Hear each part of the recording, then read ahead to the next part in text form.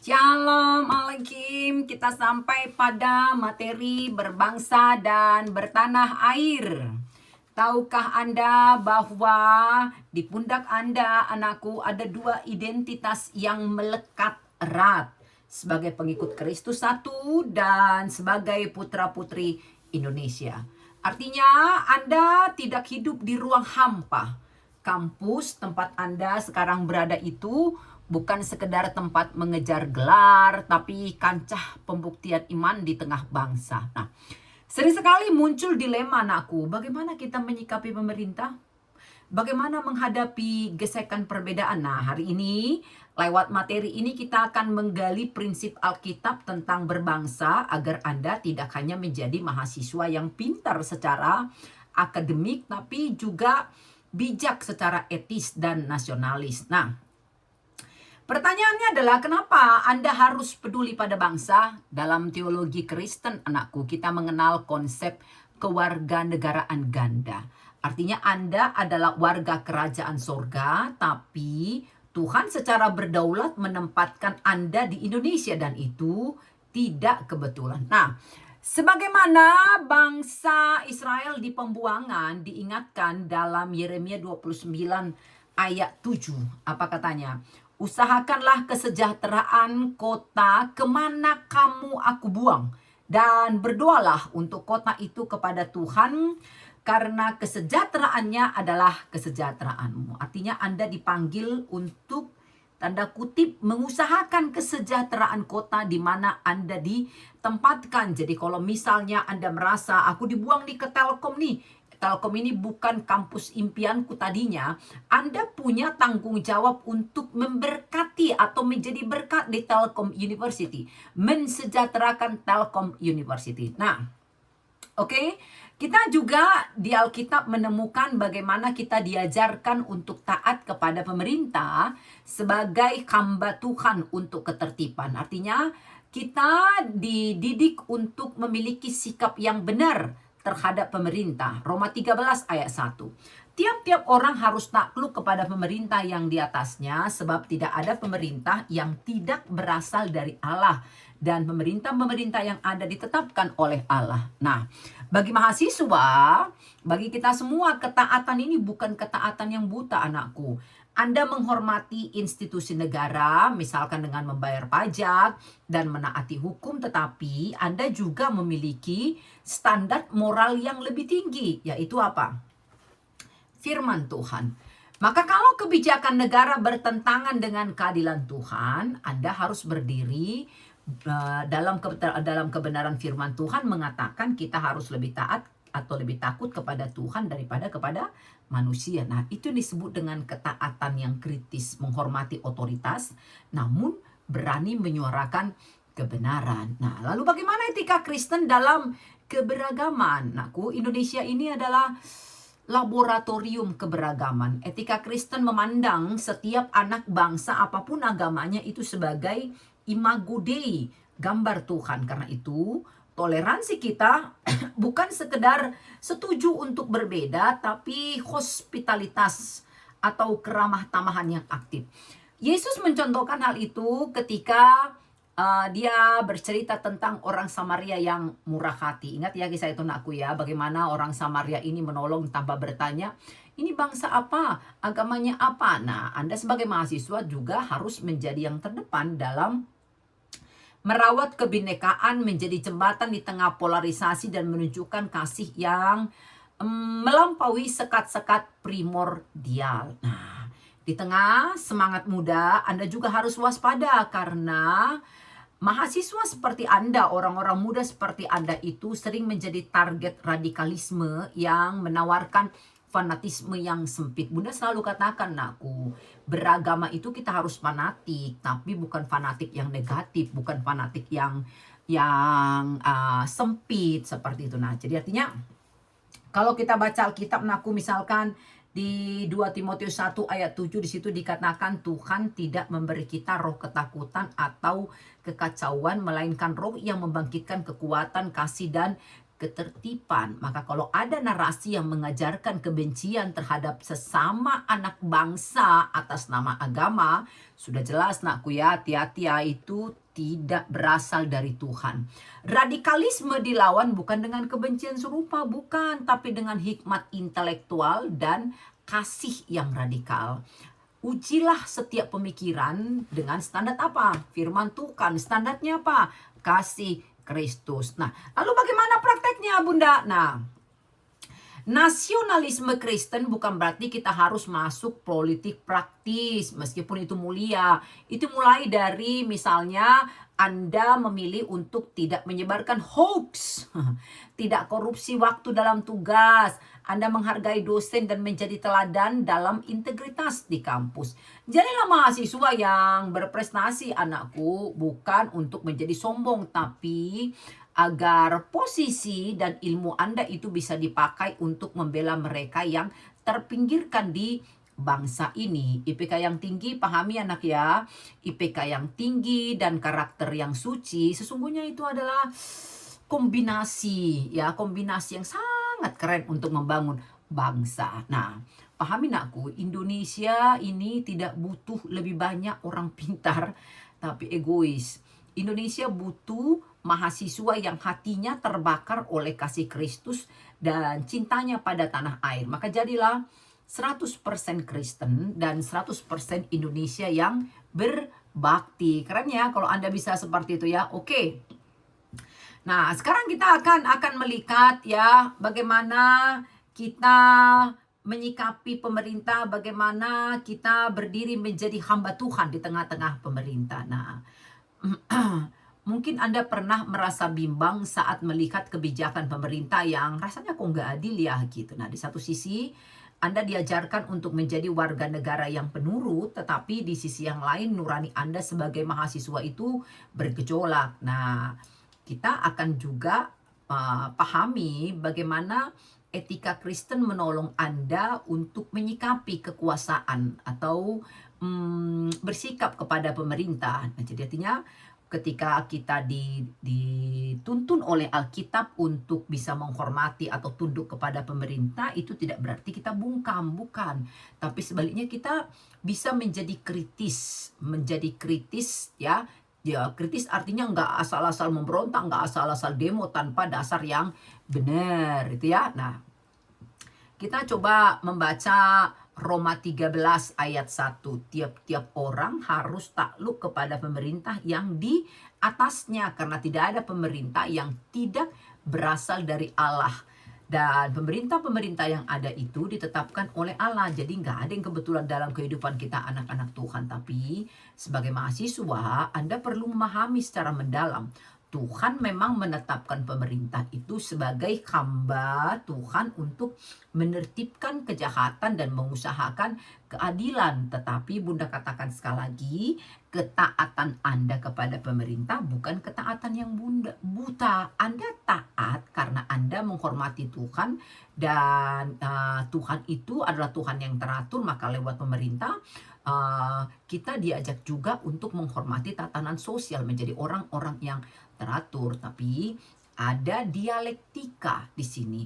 Anda menghormati institusinya belepotan Bunda, namun Anda harus tetap kritis terhadap perilakunya. Jadi menjadi warga negara yang baik itu berarti ya kalau sudah waktunya Anda memang membayar pajak, bayar pajak lah, taati hukum. Lalu yang lebih keren lagi, Alkitab juga mengajari kita loh untuk mendua syafaatkan pemerintah. 1 Timotius 2 ayat 1 ke ayat 2. Nah, karena pemerintah itu adalah pelayan keadilan, anakku. Jadi Tuhan memberikan pedang otoritas kepada pemerintah dengan tujuan yang spesifik sebenarnya, menjadi liturgos atau pelayan masyarakat. Maka dalam pandangan pemerintah, anakku, pemerintah ada untuk memastikan bahwa yang lemah dilindungi dan yang jahat itu ya harusnya dihukum. Maka kalau pemerintah menjalankan fungsi ini, mereka sebenarnya sedang memuliakan Tuhan melalui keadilan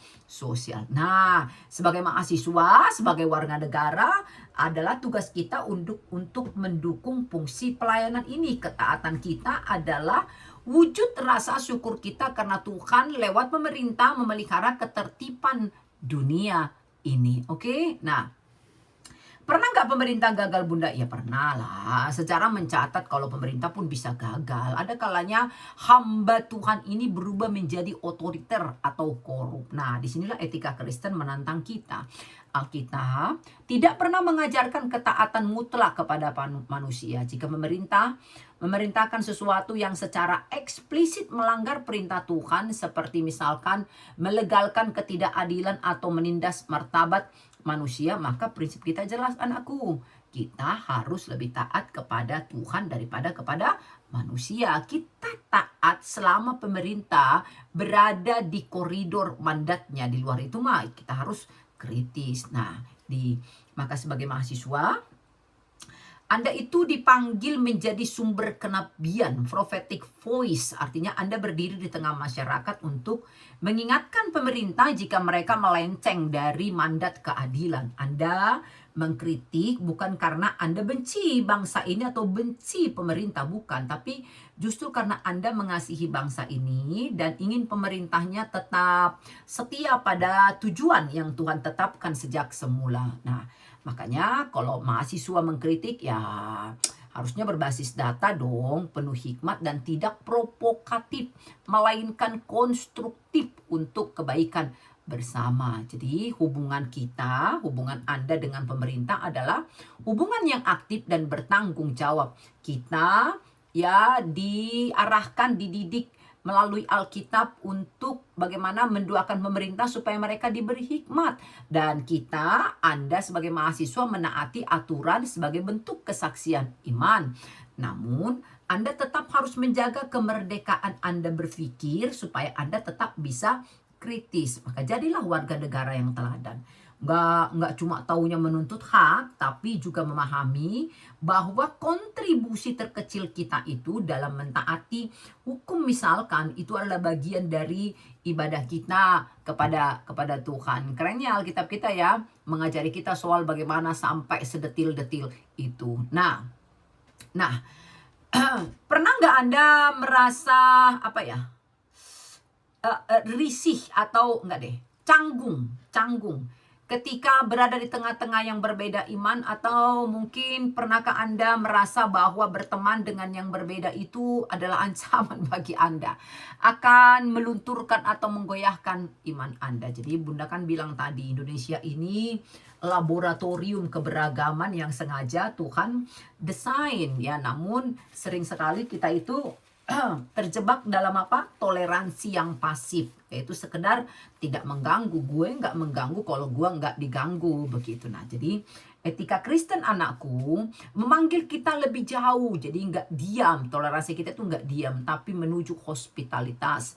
Artinya bagaimana Anda menjadi mahasiswa yang ramah, penuh kasih, tanpa kehilangan jati diri Anda sebagai Kristus. Nah, tunggu dulu Bunda.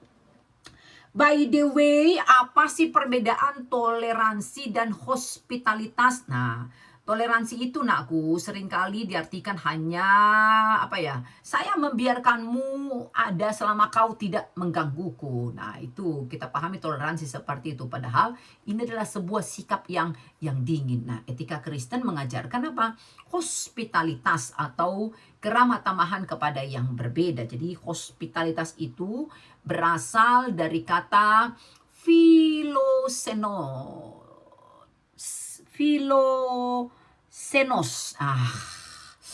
kasih kepada orang asing. Dalam Matius pasal 5 ayat 9, Yesus itu pernah berkata seperti ini, berbahagialah mereka yang tidak mencari ribut.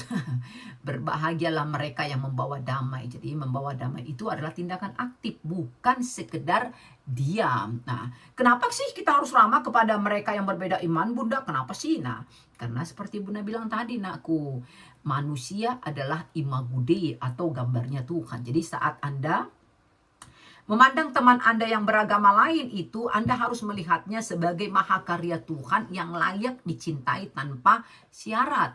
Tapi ingat, toleransi Kristen tidak berarti mengkompromikan iman Anda atau menganggap semua agama sama secara teologis, enggak juga. Anda tetap berpegang teguh pada Kristus, tapi karena Kristus jugalah Anda harus menghormati setiap manusia sebagai pembawa gambar Tuhan. Menolak menghormati manusia lain berarti menolak menghormati Sang Penciptanya. Jadi ada banyak mahasiswa itu takut berteman akrab dengan yang berbeda karena takut iman mereka goyah. Tapi hospitalitas sejati justru membutuhkan akar yang kuat. Semakin Anda yakin akan kebenaran Kristus, semakin Anda memiliki ruang untuk mengasihi orang lain tanpa rasa takut. Jadi Anda tidak perlu menjadi sama untuk bisa saling mencintai, mengasihi, enggak juga. Anda bisa berdiskusi teologi dengan jujur, mempertahankan keyakinan Anda, tapi tetap makan di meja yang sama dengan penuh kegembiraan misalkan. Nah, itulah kedewasaan iman yang Tuhan inginkan dari kita, anakku. Maka bagaimana saya bisa mempraktekkan hospitalitas di kampus, Bunda? Ya, Anda harus menjadi orang yang pertama membela teman berbeda iman yang mengalami diskriminasi atau ketidakadilan. Meskipun Anda berbeda keyakinan, tapi kalau ternyata dia mengalami diskriminasi, ketidakadilan, atau mengalami pelecehan, atau mengalami apapun itu, Anda harus berdiri untuk membelanya. Nah, kalau ada pelanggaran kalau ada pelarangan ibadah atau perundungan berbasis sara, nurani Kristen Anda tidak boleh tinggal diam. Bukan aku kok itu. Nah, enggak seperti itu. Hospitalitas itu berarti menyediakan tanda kutip ruang aman bagi sesama tanpa melihat suku, agama, atau warna kulitnya. Maka jadilah teman yang mendengarkan, anakku. Teman yang menghargai hari raya mereka dan teman yang hadir saat mereka berduka. Nah, saat dunia digital ini penuh dengan narasi kebencian, kolom komentar Anda itu menurut Bunda ya harus menjadi seperti oase kedamaian. Itu yang Bunda lakukan ketika Bunda bermedsos. Anda sudah lihat kan? Mau dimaki sebagaimanapun Bunda punya prinsip sendiri. Bunda punya cara sendiri untuk meresponi itu. Nah, dunia ini, anakku, akan mengenal Anda, mengenal kita sebagai murid Yesus, bukan karena debat teologi Anda yang paling hebat, tapi karena kasih Anda seperti kata Yesus dalam Yohanes 13 ayat 35. Dengan demikian, semua orang akan tahu bahwa kamu adalah murid-muridku kalau kamu saling mengasihi. Maka, mari jadikan kampus kita, anakku, sebagai tempat di mana hospitalitas Kristen dirasakan oleh semua orang. Jadilah mahasiswa yang paling tulus mencintai Indonesia melalui keramah tamahan Anda sebagai seorang mahasiswa. Oke? Nah, yang terakhir kita akan bahas dalam materi berbangsa dan bertanah air ini adalah bagaimana Anda bisa menjadi orang-orang yang tetap eksis, tetap setia pada iman Anda meskipun kita tinggal di tengah-tengah keberagaman. Jadi karena kampus menurut Bunda itu adalah tempat bertemunya berbagai gagasan. Tapi Anda harus jujur bahwa hari-hari ini kampus juga sering menjadi sasaran gerakan radikal yang menawarkan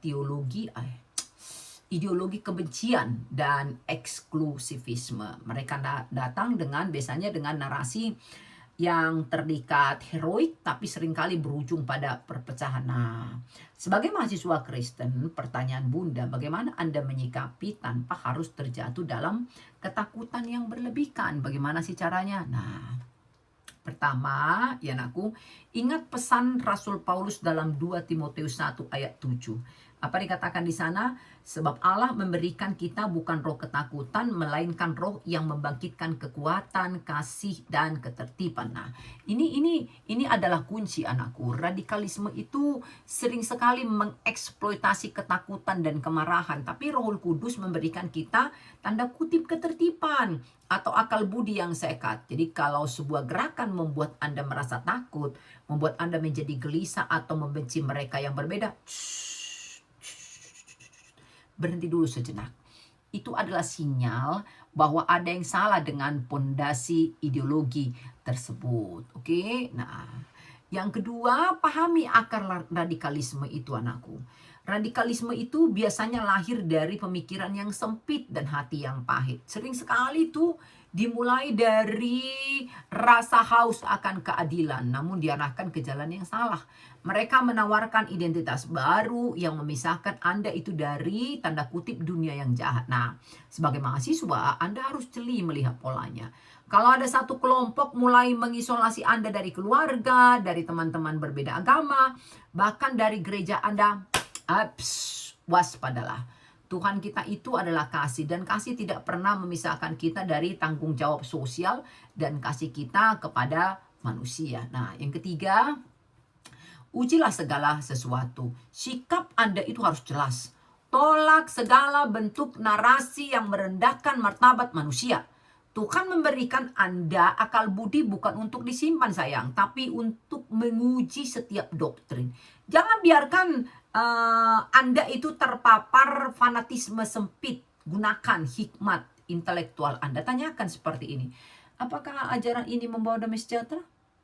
Apakah ini menggambarkan gambar Tuhan dalam diri orang lain? Nah, jadi harusnya menurut logika Bunda, mahasiswa Kristen itu harus menjadi orang yang paling sulit dimanipulasi karena Anda itu memiliki standar kebenaran firman Tuhan yang memerdekakan. Oke, nah yang keempat ya, hadapi radikalisme dengan hikmat dan kasih.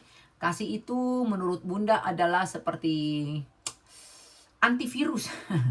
Antivirus terbaik bagi radikalisme. Radikalisme mengajarkan Anda untuk menjaga jarak, tapi kasih Kristus mengajarkan Anda untuk mendekat.